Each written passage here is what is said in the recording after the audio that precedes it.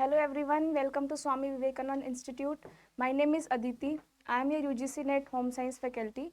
So today in this session we are going to talk about space planning. So whenever we talk about space planning, it's a part of unit number housing and interior designing, which is unit number 5th. So in this session today we'll discuss about how we can plan a house, how we can plan a space. और जब भी हम space planning के बारे में पढ़ते हैं तो स्पेस प्लानिंग का मतलब क्या होता है, हम कैसे प्रॉपर उस स्पेस को यूटिलाइज कर रहे हैं, कैसे हम उन रिसोर्सेज का यूज कर रहे हैं, कैसे मैक्सिमम यूटिलाइजेशन उस स्पेस का हो रहा है, कौन कौन से मेथड्स यूज कर रहे हैं, कौन कौन सी यहाँ प्रोसेस इन्वॉल्व की जाती है, कौन कौन सी वर्क सिंप्लीफिकेशन टेक्निक्स होती है, कैसे टाइप के फर्नीचर हम यूज करते हैं, हिस्ट्री क्या है फर्नीचर्स की, इन सभी के बारे में हम इस सेशन में डिस्कस करेंगे. So now coming to the space planning. Space planning का मतलब क्या है? It is an in depth analysis of how physical space is used in structure and making the best use of the space. तो जब भी हम space planning के बारे में पढ़ रहे हैं तो स्पेस प्लानिंग क्या है? It is the depth analysis of how physical space is used in structure and making the best use of the space. जो हम स्पेस बना रहे हैं, सपोज करो मुझे एक अपना घर बनाना है, एक घर कंस्ट्रक्ट करना है, तो मैं पहले क्या देखूंगी, उसका हमने क्या करा, पहले जमीन देखी, देन हम उसका क्या निकालते हैं, FAR, that is floor area ratio. Floor area ratio निकालने के बाद उसमें क्या करते थे, हम जोनिंग करते थे. जोनिंग का मतलब क्या है? जोन्स में एरिया को डिवाइड करना. ठीक है, जब हम जोन में डिवाइड करेंगे अपने एरियाज को तो उससे हमें क्या मिलेगा, डिफरेंट डिफरेंट वहां पर फीचर्स मिलेंगे. सपोज करो मुझे एक फ्लोर की जोनिंग करनी है, फिर दूसरे फ्लोर की जोनिंग करनी है, फिर तीसरे फ्लोर की जोनिंग करनी है, तो उस जोनिंग से क्या होता है, proper utilisation of the space, मतलब स्पेस जो है वो प्रॉपर यूटिलाइज हो जाता है, किससे, जोनिंग से.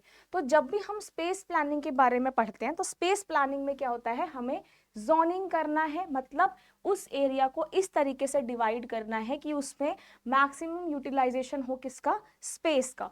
तो यहाँ पर it ensure the efficient use of floor space without wasting it and give pleasure. तो यहाँ पे स्पेस प्लानिंग का क्या मतलब है, it ensure the efficient use of floor space, मतलब जो स्पेस आपको गिवन है उसका प्रॉपर यूटिलाइजेशन हो, कोई भी आपका जो लैंड है या फिर जो फ्लोर है, जमीन है, वो वेस्ट ना हो, उसका प्रॉपर यूटिलाइजेशन हो, आपको क्या दे, कंफर्ट दे और एक अट्रैक्टिव लुक दे. जब आप पूरा उसको कंस्ट्रक्ट कर लो तो it should give a aesthetic look और it should look attractive and also it should give the comfort and pleasure.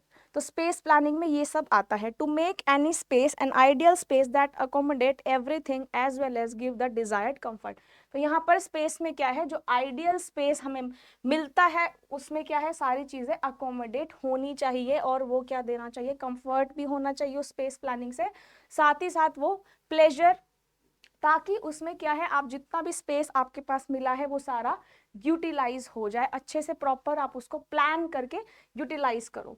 जैसे for example a living room is arranged with bulky furniture, leave no room to accommodate anything else, then the whole idea about space does not make any sense. मतलब अगर आप living room ले रहे हो और उसमें आपने सिर्फ फर्नीचर ही भर दिया, क्या करा आपने, सिर्फ बल्क वाला फर्नीचर भर दिया, वहां पे कोई मूविंग का स्पेस नहीं है, वहां पर आप और कोई सामान नहीं रख सकते, तो उस केस में क्या होगा, स्पेस आपने प्रॉपर यूटिलाइज नहीं करा है. मतलब जितना आपको एक फर्नीचर के लिए स्पेस चाहिए था आपने उस स्पेस से ज्यादा यूटिलाइज किया है.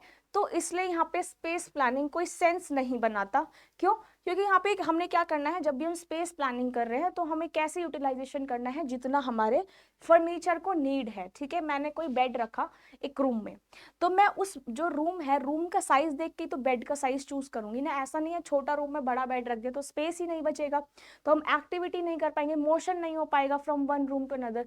तो यहाँ पर हमें क्या करना है, जब भी हम स्पेस प्लानिंग करते हैं तो वहां पर हमें स्पेस प्लानिंग इस तरीके से करनी है कि वहां पर मैक्सिमम यूटिलाइजेशन हो सके स्पेस का, और साथ ही साथ इजी रहे किसमें, मूवमेंट करने में आपका वहां पर इजी रहे. तो space planning must successfully reflect what you are looking for and interior designing should make the optimum use of space while planning. जब भी हम स्पेस प्लानिंग करते हैं, इंटीरियर डिजाइनिंग जो प्लान करता है वो कैसे करता है, प्रॉपर उस स्पेस को यूटिलाइज करता है ताकि वहां पर मैक्सिमम यूटिलाइजेशन हो सके फ्लोर का, ठीक है, और वहां पर जो है आपको desired comfort and as well as pleasure आपको मिले और अट्रैक्टिवनेस, एक एस्थेटिक वहां पर अपील आए। Now space planning is a fundamental element of interior design process because ये क्या है, fundamental unit है। Now designer then draws up a plan that define the zones of space and activities that will take place in the those zone। तो हमें क्या करा again यहाँ पर, जैसे हमने क्या करा, पहले डिजाइनर ने क्या करा, प्लान डिफाइन कर दिया, ठीक है। सबसे पहला होता है डिफाइन द प्लान, मतलब जो जिसका वो घर बना रहा है या जो भी बिल्डिंग कंस्ट्रक्शन हो रही है उसमें पहले प्लान डिफाइन होता है, देन उसकी जोनिंग की जाती है, मतलब उसको फ्लोर वाइज डिवाइड कर दिया जाता है। फ्लोर वाइज लगा लो, या जब आपको कंपार्टमेंट्स बनाने हो, जैसे ऑफिस में कंपार्टमेंट्स बनाने हो, जोन एरिया बनाना हो, साइलेंस एरिया बनाना हो, तो ये सब पहले इसमें जोनिंग में आता है। The circulation pattern that show how people will move through out the space, ठीक है। हमारे पास मूवमेंट जो होती है वो दो डायरेक्शन में होती है, एक होती है horizontal and second one is vertical. ये सर्कुलेशन है, ठीक है, हॉरिजॉन्टल एंड वर्टिकल सर्कुलेशन, इसके बारे में भी हम पढ़ेंगे। इसका मतलब है जब भी हम मूव कर रहे हैं रूम में तो हम कैसे मूव कर रहे हैं, हॉरिजॉन्टल सर्कुलेशन में आता है जब आप एक रूम से दूसरे रूम में मूव कर रहे हो, that is horizontal circulation. Now if I talk about vertical circulation, vertical circulation का मतलब क्या है, अगर आप एक फ्लोर से दूसरे फ्लोर पे जा रहे हो यूजिंग स्टेयर्स और लिफ्ट, तो उस सर्कुलेशन को बोलते हैं वर्टिकुलर सर्कुलेशन। तो ये दो टाइप के सर्कुलेशन आपको होप क्लियर हो गए होंगे। हॉरिजॉन्टल सर्कुलेशन में आप जब आप one room to another room movement कर रहे हो, एक रूम से दूसरे रूम में जा रहे हो, लिविंग रूम में जा रहे हो, डाइनिंग रूम में जा रहे हो, तो वो हो गया horizontal circulation. But in the case of vertical circulation, अगर हम फ्लोर वाइज स्टेयर्स या लिफ्ट से जा रहे हैं तो that is vertical circulation. Now a well considered and designed space plan with allow one to make the best use of the floor area. An ideal space plan is that one can accommodate everything as well as give you the desired comfort। मतलब क्या है, आपको ऐसा space plan करना है जिसमें आपके पास सारी सुविधाएं जो आपको चाहिए वो आ जाए, और जो भी आपको सामान रखना है वो सारा इसमें अकोमोडेट हो जाए, और वो आपको डिजायर्ड कंफर्ट भी दे। तो आइडियल स्पेस प्लानिंग का मतलब क्या है, balance between beauty and comfort, मतलब वो दिखने में भी अच्छा होना चाहिए और हमें कंफर्ट भी देना चाहिए। ऐसा ना हो कि आपने जैसे रूम बनाया, रूम बड़ा बना दिया, फर्नीचर उसमें भर दिया, तो वहां पर उस केस में क्या होगा, बल्कि फर्नीचर की वजह से वहां पे मूवमेंट नहीं हो पाएगी इन द हॉरिजॉन्टल डायरेक्शन, मतलब हॉरिजॉन्टल सर्कुलेशन वहां पर नहीं हो पाएगी। नेक्स्ट यहाँ पर है प्रिंसिपल ऑफ स्पेस प्लानिंग। तो जब भी हम स्पेस प्लानिंग के प्रिंसिपल्स के बारे में पढ़ते हैं तो यहाँ पर हमें क्या क्या चीज़ें माइंड में रखना चाहिए। सबसे पहले हमें स्ट्रक्चर देखना है रूम का, हम कैसा रूम बनाना चाहते हैं, हमारे फोकल पॉइंट्स क्या है। फोकल पॉइंट्स जैसे आपका सेंटर हो गया, एजेस हो गए, कॉर्नर हो गया। सेंटर में होता है मेन फोकल पॉइंट, जैसे मैंने बेड लगाया उसके कॉर्नर में क्या आपको फर्नीचर रखना है, टेबल रखना है, स्टूल रखना है, तो वो सब क्या है, पहले आप एक रूम का स्ट्रक्चर डिसाइड करो, देन उसके कॉर्नर्स, उसका फोकल पॉइंट, उसका सेंटर पॉइंट सब डिटरमाइन करो। नेक्स्ट यहाँ पे क्या डिटरमाइन करना है, think about the space in terms of volume. वही अगेन दोबारा से रूम का वॉल्यूम चेक करना है। वही अगर आपका बेड जितना साइज जितना आपका रूम का साइज है उतना ही बेड होना चाहिए, मतलब उसके कंपैरिजन में इतना बेड होना चाहिए कि आप इजीली वहां से मूव कर पाओ। ज्यादा बल्कि फर्नीचर नहीं रखना अगर छोटा रूम है तो रूम के हिसाब से चीजें वहां पर अकोमोडेट करनी है। तो यहाँ पर सबसे पहले हमें रूम के बारे में देखना है, उसके फोकल पॉइंट्स को डिटरमाइन करना है, फिर वॉल्यूम के टर्म्स में उस स्पेस को देखना है। देन यहाँ पे सर्कुलेशन देखना है, वही अगेन हॉरिजॉन्टल और वर्टिकल डायरेक्शन में। नेक्स्ट यहाँ पे clutter close down the space. Clutter down space का मतलब क्या होता है, काफी बार आपने घरों में देखा होगा जब स्पेस नहीं होता तो चीजें ऐसे ही रख देते हैं, वन के एक के ऊपर एक पाइल अप करके, जैसे कपड़े होते हैं, हम क्लोथ्स में क्या करते हैं एक दूसरे के ऊपर पाइल करके रख देते हैं। तो अगर मैं बहुत सारी चीजें उस पर रख दूं, ठीक है, क्लॉथ्स पे बहुत सारी चीजें रख दूं, और वो क्या हो जाए, बहुत होच पोच हो जाए, वहां पर क्या हो, स्पेस ना हो निकलने का, या सारा एरिया वही पूरा वो घेर ले, तो उस केस में क्या होगा, वहां पर मूवमेंट के लिए आप मूवमेंट नहीं होगी, ना आप बाहर जा पाओगे ना आप अंदर आ पाओगे। सपोज करो आपने डोर के पास बहुत कचरा फैला दिया, तो उसमें क्या होएगा, आप मूवमेंट ही नहीं कर पाओगे, ठीक है, क्योंकि वहां पे स्पेस किसने ऑक्यूपाई कर लिया, आपके सामान ने ऑक्यूपाई कर लिया। तो उस केस में क्या है, हमें क्लटर क्लोज डाउन स्पेस, इतना स्पेस हमें क्या करना है, हटाना है, ताकि वहां पर इजिली सर्कुलेशन हो जाए। नेक्स्ट यहाँ पर क्या है, इन लार्ज और long space subdivide different activity zone to give definite space to each part of the room. वहां पर जब भी आप रूम डिजाइन कर रहे हो तो आपको कैसे करना है, एकदम उस तरीके से करना है कि वहां पे इजीली आपके जोनिंग हो सके, मतलब जोनिंग एरिया वहां पे प्रॉपर बन जाए। जैसे आपने पहले के घरों में देखा होगा, रूम्स बड़े बड़े होते थे, किचन छोटी छोटी है, या रूम का साइज बड़ा है, किचन बहुत छोटा है, रूम का साइज बड़ा है, बालकनी बहुत छोटी है, तो उसमें क्या है, प्रॉपर जोनिंग नहीं हो रही, प्रॉपर स्पेस का यूटिलाइजेशन नहीं हो रहा। तो यहाँ पर क्या करना है, हमें प्रॉपर स्पेस का यूटिलाइजेशन करना है। When furnishing small room blur the edges of the room, जब हम क्या करेंगे, जब हम छोटे रूम बनाएंगे तो हम उसमें क्या कर देंगे, जो एजेस हैं उनको ब्लर कर देंगे, मतलब ब्लंट बना देंगे, ताकि वहां पे ज्यादा स्पेस यूटिलाइज ना हो, उसको थोड़ा राउंड बना देंगे ताकि जो स्पेस है वो कम हो जाए। तो ये कर सकते हैं। नेक्स्ट क्या कर सकते हैं, यहाँ पर borrow space from outside ensuring an uninterrupted view of the outside world. अगर आपको स्पेस कम पड़ रहा है तो आप, जैसे मान लो रूम है, उसके साइड में लिविंग रूम है या फिर आपका डाइनिंग रूम है, तो वहां पर क्या करना है, अगर आप रूम कंस्ट्रक्ट करें तो थोड़ा सा स्पेस बाहर से ले लो, ताकि मैक्सिमम स्पेस का यूटिलाइजेशन हो सके और इजीली वहां पर जोनिंग भी हो सके। In planning space maintain balance and symmetry, जब भी हम प्लानिंग करते हैं तो स्पेस क्या करता है, it maintains balance and symmetry as well as beauty and comfort. तो ये सब चीजें क्या है, आपको माइंड में रखनी है while planning a space. Now यहाँ पर कुछ इसके फैक्टर्स होते हैं स्पेस प्लानिंग के। फर्स्ट होता है एस्पेक्ट। एस्पेक्ट का मतलब क्या होता है कि आपने विंडोज और डोर्स को कैसे अरेंज किया हुआ है एक बिल्डिंग के अंदर, उसको हम बोलते हैं एस्पेक्ट, जो कि एक कंफर्ट देता है, अच्छा इन्वायरमेंट देता है, हाइजीन मेंटेन करता है। जैसे डोर है, खुला रख दोगे तो सारा डस्ट अंदर आ जाएगा, तो वहां पे डोर का क्या फंक्शन हुआ, हाइजीन मेंटेन रखना। ऐसे सिमिलरली विंडोज के केस में, तो यहाँ पे एस्पेक्ट का मतलब क्या होता है, विंडोज और डोर्स को अरेंज करके रखना। तो अब इस एस्पेक्ट में हम क्या क्या पढ़ते हैं, इस एस्पेक्ट में हम पढ़ते हैं, जैसे मान लो यहाँ पर किचन है, ठीक है, जब हमें किचन डिजाइन करनी है तो हम उसका जो डोर और विंडो की अरेंजमेंट है वो कैसे, किस डायरेक्शन में लेंगे। तो यहाँ पे बेसिकली हम डायरेक्शन देखते हैं कि विंडो और डोर का अरेंजमेंट कैसा है, किस डायरेक्शन में है। तो अगर हमें किचन का डोर या किचन का विंडो लगाना है तो यहाँ पे हम क्या करेंगे, कौन सी डायरेक्शन में उसको लगाएंगे, ईस्ट डायरेक्शन में हम उसको लगाएंगे। यहाँ से क्वेश्चन पूछा जा सकता है नेट के एग्जाम में, जैसे किचन है उसका क्या डायरेक्शन होता है, डोर विंडो का ईस्ट, डाइनिंग में साउथ, लिविंग रूम में साउथ और साउथ ईस्ट भी हो सकता है, बेडरूम में साउथ वेस्ट और वेस्ट हो सकता है, रीडिंग रूम में कौन सा होता है, नॉर्थ एस्पेक्ट। तो ये सारे आते हैं एस्पेक्ट के अंदर, मतलब एस्पेक्ट का मतलब कैसे डोर और विंडो का अरेंजमेंट किया गया है। तो ये सब चीजें हैं, बहुत ज्यादा इंपॉर्टेंट है from the exam point of view. Now coming to the prospect. Prospect का क्या मतलब है कि आपका घर जो है वो बाहर से कैसा दिख रहा है, घर से जो घर का बाहर है, एंट्रेंस जहां से है वो कैसा लुक आ रहा है बाहर से आपके घर का, तो उसको हम किस में मेजर करते हैं, प्रोस्पेक्ट में। उसको हम बोलते हैं प्रोस्पेक्ट। मतलब जैसे अभी हमने पढ़ा था कि जब हम स्पेस प्लान कर रहे हैं, कोई भी घर कंस्ट्रक्शन कर रहे हैं, बिल्डिंग कंस्ट्रक्शन कर रहे हैं, तो हमें क्या माइंड में रखना है, it should look attractive, aesthetic values की भरी रहनी चाहिए, desired comfort as well as pleasure. तो यहाँ पर जब हम प्रोस्पेक्ट की बात कर रहे हैं तो प्रोस्पेक्ट में क्या है कि जो हाउस है आपका, जो घर है या जो बिल्डिंग है वो बाहर से कैसी दिख रही है, उसको हम बोलते हैं प्रोस्पेक्ट, मतलब उसका लुक कैसा है।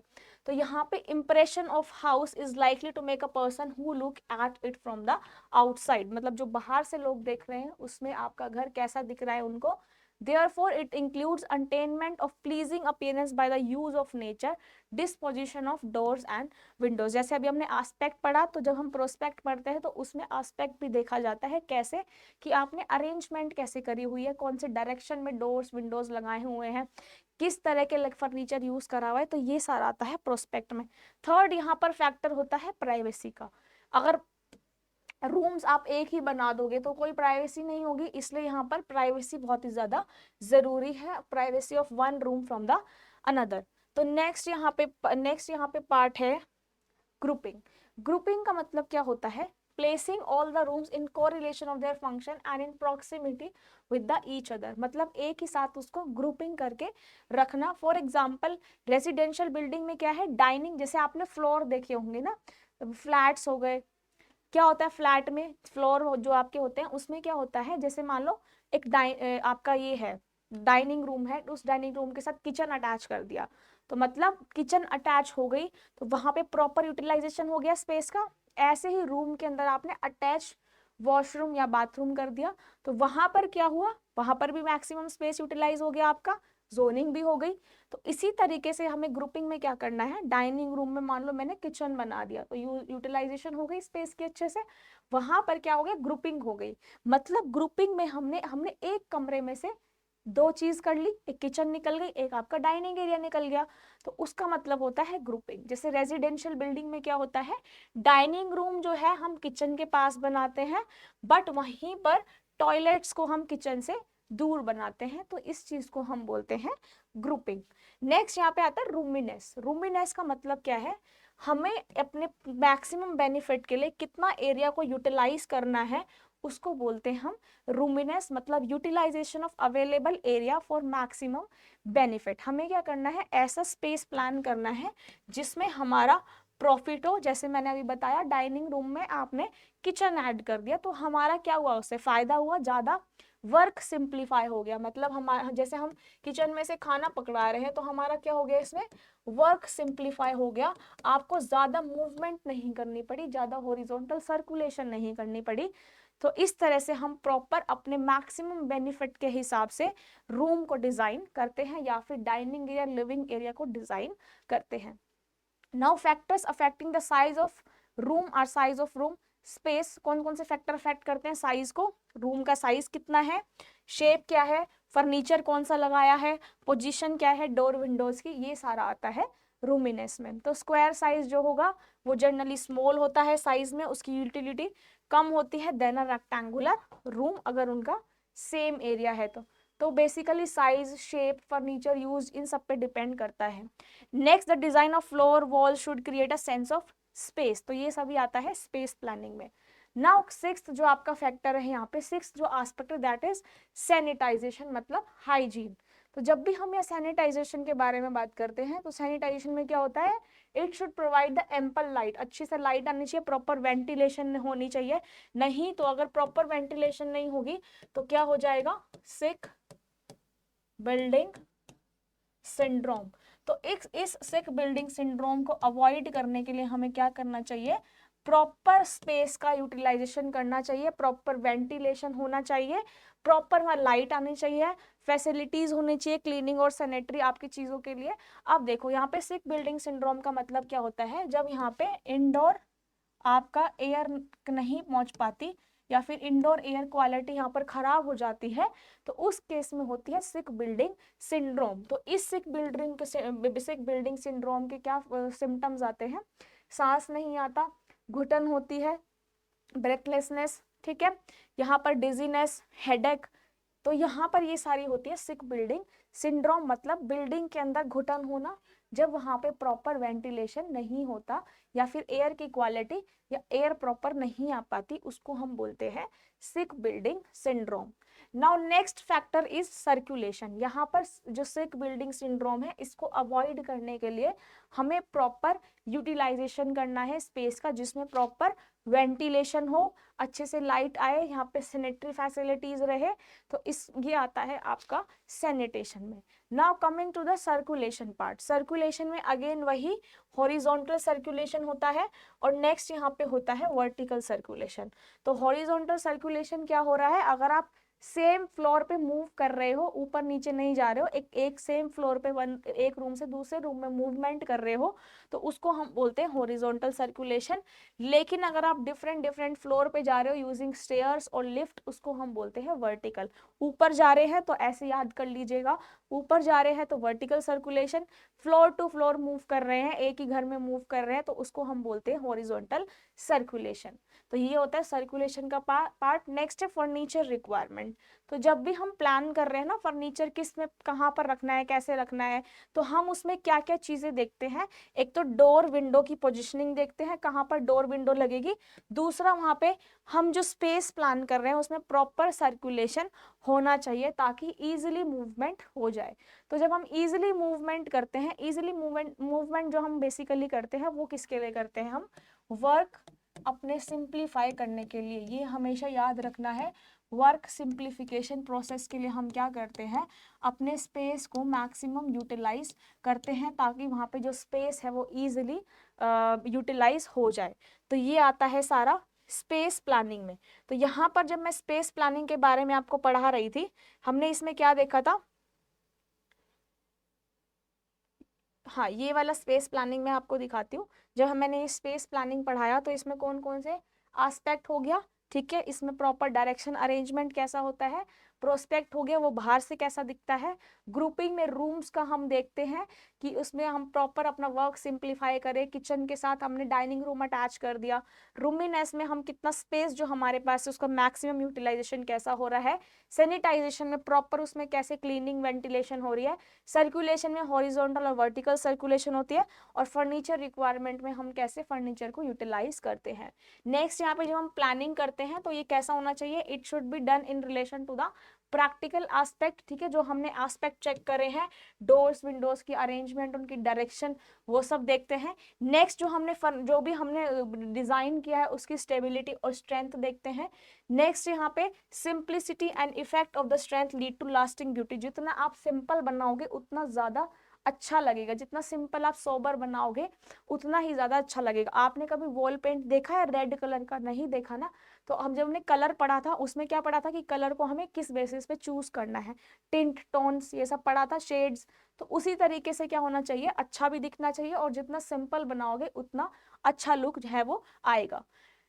And it should necessary to keep provision for either adding or extended some part without dismantling। किसी भी चीज को खराब नहीं करना है, अगर आपको कोई चीज ऐड करनी है, हटानी है, तो इस तरीके से हटानी है कि प्रॉपर है वो जो हट जाए, कोई भी चीज उसके अगल बगल वाला खराब ना हो।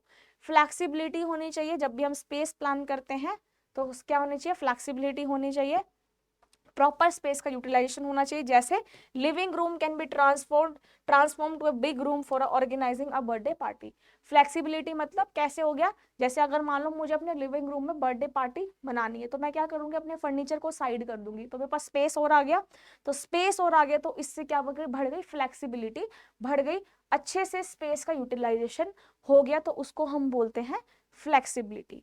नेक्स्ट यहाँ पर अगर मैं बात करूं कौन कौन से फैक्टर्स अफेक्ट करते हैं स्पेस प्लानिंग को, फर्स्ट फैक्टर अफेक्ट करता है purpose and use of space. आपने किस पर्पस के लिए बनाया है, रेजिडेंशियल पर्पस के लिए बिल्डिंग बनाई है, घर बनाया, industrial purposes, commercial purposes. Next उस स्पेस को कौन यूज कर रहा है, सर्कुलेशन कैसे, लोग कैसे मूव कर रहे हैं, लाइटनिंग वेंटिलेशन कैसे, एक्सेसिबिलिटी कैसे, जैसे मान लो जो व्हील चेयर पे होते हैं लोग, उनके लिए प्रॉपर लिफ्ट्स बनाई जाए ताकि वो इजिली मूवमेंट कर पाए, तो वहां पे इजिली एक्सेसिबल सब लोगों के लिए होना चाहिए स्पेस जब आप प्लान कर रहे हो। नेक्स्ट यहाँ पे आता है टाइप्स ऑफ हाउस प्लान। कितने टाइप्स के हाउस प्लान होते हैं, सबसे पहले simplex house plan. Simplex house plan वो होते हैं जिसमें ग्लास, स्टील, टिम्बर्स और कंक्रीट का यूज होता है, जो हम पहले के टाइम में देखते थे, बिल्कुल सिंपल हाउस जिसमें जो कॉस्ट वैल्यू है वो क्या हो जाती है, डिक्रीज, मतलब कॉस्ट क्या लगती है, कम लगती है। अगेन यहाँ पे हम ज्योमेट्री से कुछ भी शेप बना सकते हैं, कोई डिजाइन बना सकते हैं, तो ये सारा आता है किसमें, सिंप्लेक्स हाउस प्लान में। Now coming to the traditional house plan. Traditional house plan में क्या आता है, it is a blend of old fashion house plan with modern architecture, creativity और इनोवेशन। आपने क्या करा, कोई स्टोरी डिपिक्ट की, जैसे आपने राजस्थान स्टाइल में देखी होगी, तो राजस्थान स्टाइल में जो पेंटिंग्स होती है या फिर वॉल पे डिजाइन होता है, वो ट्रेडिशनल होता है, बट वहाँ पे आप मॉडर्न तरीके से अपना आर्किटेक्चर वहाँ पर कर सकते हो, डिजाइन बना सकते हो, तो that come under the traditional house plan. यहाँ पर क्या है, it exterior encompasses the entire range of siding option, जिसमें ब्रिक, वुड, स्टोन, स्टूको, इन सब का यूज कर सकते हो। तो यहाँ पे क्या है, जैसे स्टूको है, आप छोटे छोटे पीस हैं उनको कंबाइन करके कुछ डिजाइन कर सकते हो, ठीक है, ये सब आता है ट्रेडिशनल, इसके ट्रेडिशनल हाउस प्लान के अंदर। तो ये सारा है ट्रेडिशनल हाउस प्लान। इंटीरियर टूर फ्लैक्स, इंटीरियर फ्लैक्सिबल होना चाहिए ताकि आप इजीली वहां पर देख सको। जैसे आपने देखे होंगे ना, बहुत सारे कैफेज रेस्टोरेंट में ट्रेडिशनल लुक दिया जाता है, जैसे मान लो राजस्थान साइड अगर आप जाओगे तो वहां पे राजस्थानी प्रॉपर लुक दिया जाता है, वहां पे प्रॉपर एक पिक्चर डिपिक्ट होती है, तो वो कैसा आता है, ट्रेडिशनल आपका रेस्टोरेंट हो गया, जिसमें पूरा ट्रेडिशनल तरीके से पिक्चर्स बनाई हुई है, वॉल पेंटिंग्स करी हुई है, फर्नीचर भी उसी स्टाइल का रखा हुआ है, तो ये सारा आता है ट्रेडिशनल हाउस प्लान में। Now third type of plan is duplex house plan, जो मेनली सिंगल फैमिली के लिए होता है, जैसे आपका 1 BHK हो गया, 1 बेडरूम हॉल किचन, तो ऐसे सिंगल फैमिली के लिए जो बनाया जाता है, जिसमें किचन और डाइनिंग रूम सेपरेट होता है, उसको हम बोलते हैं डुप्लेक्स हाउस प्लान। नेक्स्ट जो है small house plan. Small house plan क्या हो गया, इकोनॉमिकल होता है, मतलब ज्यादा कॉस्टली नहीं होता। इसमें क्या है, घर अच्छा भी दिखता है, फ्लेक्सिबिलिटी भी होती है, कॉस्ट एफिशिएंट भी होती है और एनर्जी सेविंग भी होती है। मतलब इसमें कॉस्ट भी सही है, फ्लेक्सिबिलिटी भी है, एक्सेसिबिलिटी भी है, और मैक्सिमम प्रॉपर स्पेस का यूटिलाइजेशन भी किया जाता है। These small house plan may be small in size but are design to live and feel comfort. आप छोटे साइज में भी बना सकते हो, लेकिन इसको हम अगर हम डिजाइन कर रहे हैं तो इसमें प्रॉपर डिजायर्ड और कंफर्ट भी हम उस डिजाइन करने में दे सकते हैं। तो ये सारे होते हैं type of house plan. Now fifth plan is bungalow house plan, जो कि लग्जरी चीजों से बना होता है, हम प्रॉपर यूटिलाइजेशन कर सकते हैं स्पेस की। बंगलो में यहाँ पर क्या है, स्मॉल हाउस प्लान नहीं होता, अच्छे बेडरूम, हॉल, किचन, बाथरूम सबके लिए अच्छे से एक्सेसिबिलिटी होती है। ट्रेडिशनल वाला जो हाउस प्लान था, उसमें हम रिसाइकल्ड वेस्ट से भी कुछ बना सकते हैं, जैसे हमने रिसाइकल्ड वेस्ट से कुछ डिजाइन कर लिया, तो वो भी आता है आपका ट्रेडिशनल हाउस प्लान में। जिसे अगर हमें राजस्थान पे आप जाओगे या कोई भी कहीं भी जगह पर आप जाओगे, तो जो उनका ट्रेडिशन होगा उस स्टाइल में जरूर कोई होटल, रेस्टोरेंट या कैफे मिलेगा आपको, तो वहां पर वेस्ट मटेरियल से कुछ कुछ रिसाइकल करके पिक्चर्स बनाई जाती है, या फिर कुछ भी एक ऐसा चीज बनाई जाती है जो कि एक एस्थेटिक लुक दे। तो this is all about type of house plan. क्या क्या जब हम स्पेस प्लानिंग करते हैं, कौन कौन से फैक्टर्स चूज करते हैं, कौन कौन सी प्रैक्टिकल कंसिडरेशंस लेते हैं, कौन कौन से यहाँ पर एप्लीकेशंस हम पढ़ते हैं, क्या क्या एस्पेक्ट, प्रोस्पेक्ट, ये सारी चीजें क्या होती हैं, इन सब के बारे में हमने डिस्कस किया। होप ये सेशन आपको अच्छा लगा होगा। सेशन को प्लीज लाइक, शेयर, सब्सक्राइब जरूर करें, और कोई डाउट हो तो अपना डाउट कमेंट बॉक्स में मेंशन करना ना भूलें। सो ऐसे ही पढ़ते रहिए, स्टडी हार्ड, आपका JRF नेट जरूर क्वालिफाई होगा। Thank you so much, bye and take care everyone.